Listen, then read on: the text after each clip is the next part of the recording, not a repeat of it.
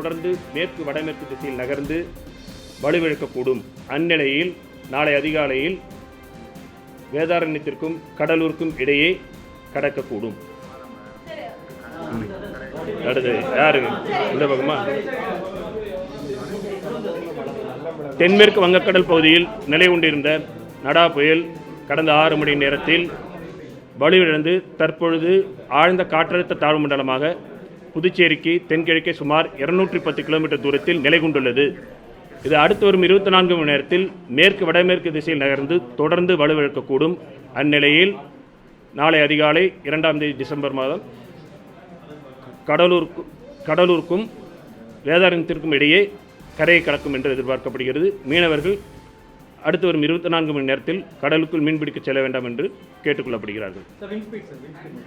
கரையை கடக்கும் பொழுது அடுத்து வரும் 2 தினங்களுக்கு காற்றானது கடற்கரை பகுதிகளில் தமிழகம் மற்றும் புதுவை கடற்கரை பகுதிகளில் மணிக்கு 45 முதல் 55 கிலோமீட்டர் வேகத்தில் வீசக்கூடும். ஓகேவா?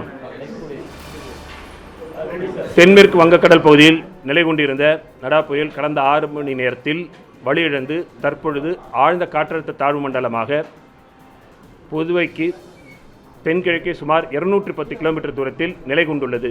இது அடுத்து வரும் 24 மணி நேரத்தில் மேற்கு வடமேற்கு திசையில் நகர்ந்து தொடர்ந்து வலுவிழக்கக்கூடும்.